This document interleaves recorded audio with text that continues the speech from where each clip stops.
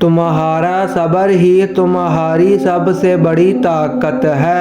اگر ابھی تک تمہیں اپنی منزل کا پتہ نہیں مل سکا تو اس کا مطلب یہ تو نہیں کہ تم مایوس ہو کر چلنا ہی چھوڑ دو۔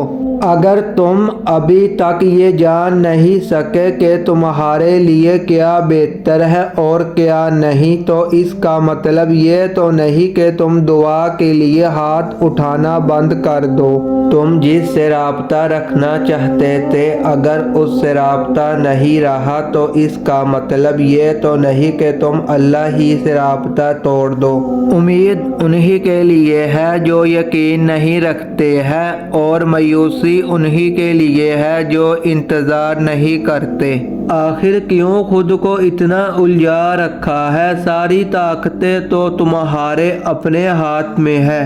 دعا کے لیے اٹھو اور پھر دیکھو کیا نہیں ہوتا۔ تمہارا صبر ہی تمہیں ان مقامات تک پہنچا سکتا ہے جس کا تم گمان بھی نہیں کر سکتے، اور اس کے لیے تمہارا یہ جاننا ضروری نہیں کہ آگے کیا ہوگا، کیسے ہوگا۔ یہ کام تم اللہ پر چھوڑ دو۔ تمہارا کام تو بس یہ یقین رکھنا ہے، ممکن سے لے کر ناممکن تک، حاصل سے لے کر لا حاصل تک، روشنی اور معجزے تم میں چھپے ہوتے ہیں، انہیں تم نے خود ہی ڈھونڈنا ہوتا ہے۔ اللہ کوئی بھی کہانی ادھوری نہیں رکھتا، بس انداز مختلف ہوتا ہے، مگر وہ ہر قصے کو پورا کرتا ہے۔ کوئی بھی جگہ خالی ہمیشہ نہیں رہتی، اللہ اسے ہمیشہ کسی نہ کسی بہتر چیز سے بھر دیتا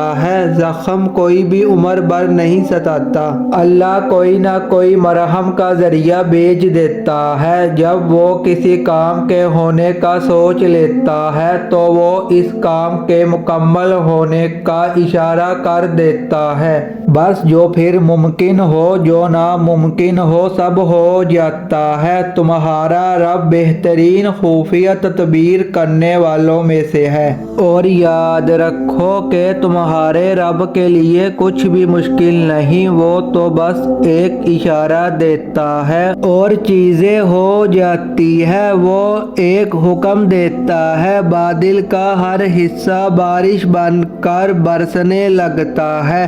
وہ ایک حکم دیتا ہے، خزاں کے سبھی پتے ٹوٹ کر زمین پر گر جاتے ہیں۔ تمہارے رب کے لیے کچھ بھی مشکل نہیں۔ اگر آپ چاہتے ہیں کہ آپ کو مفید اور سچی تعلیمات روزانہ ملے جس سے آپ کی آخرت بھی سنور جائے تو ہمارے پیج کو لائک اور سبسکرائب لازم کریں۔ شکریہ۔